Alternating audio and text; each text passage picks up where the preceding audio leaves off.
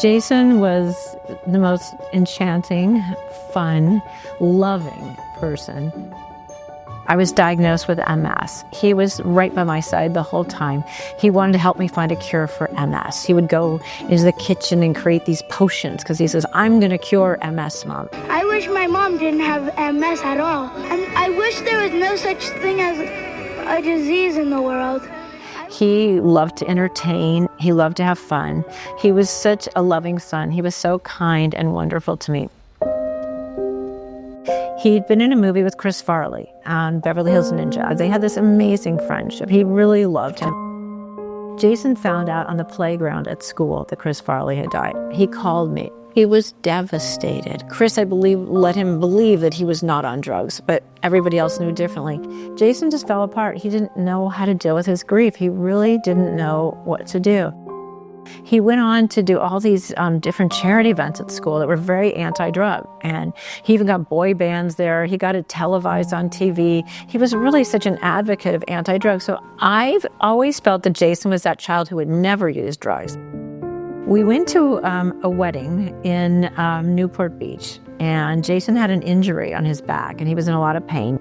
A friend of his offered him opium to smoke opium. Well, opium is the candy-coated version of saying heroin. So Jason, who had not had drinks, drugs, or anything for all those years, at 21, had his first drug. Well, he liked it. He got addicted. Jason was a bit heavy set.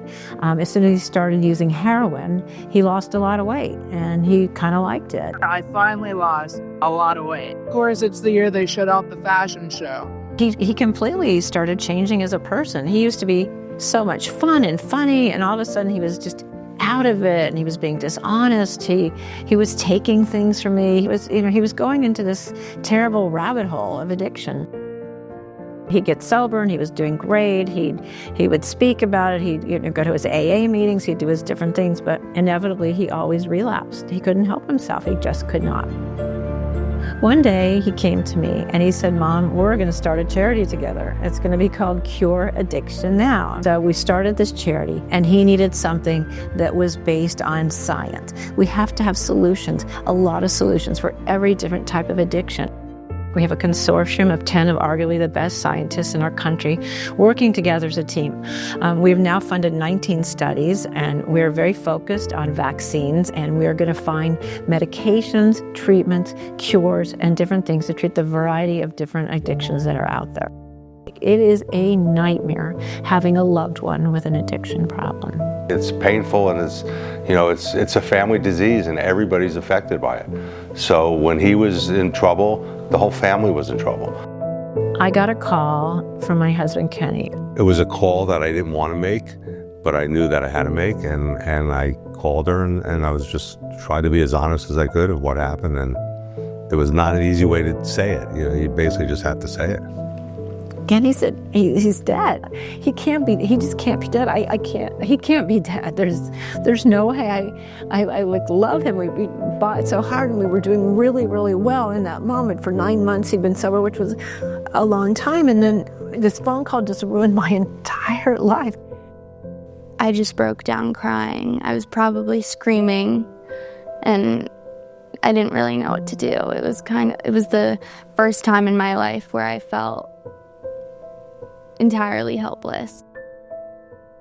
Jason had been sober for 9 months. He had actually relapsed that weekend. He took something that was laced with fentanyl. He ended up dying from something else called a double pulmonary embolism. But in my heart, I believe Jason had died from being an addict. He was trying to stay sober, but he was having a hell of a time.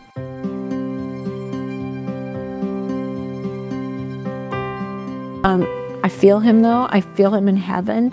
The days when we work really hard on this charity event and we talk about Jason a lot and do wonderful things, I feel his presence. And every night when that happens, those days, I look outside. So I've turned into like a sunset addict. And I love beautiful sunsets, but I feel it's my moment every day to go visit with Jason. And I feel Jason's coming to visit, and I feel it's Jason saying thank you and visiting me. And I think he is happy with what we are doing, and it would be in his heart that he would want to help other people live. And that's who he was.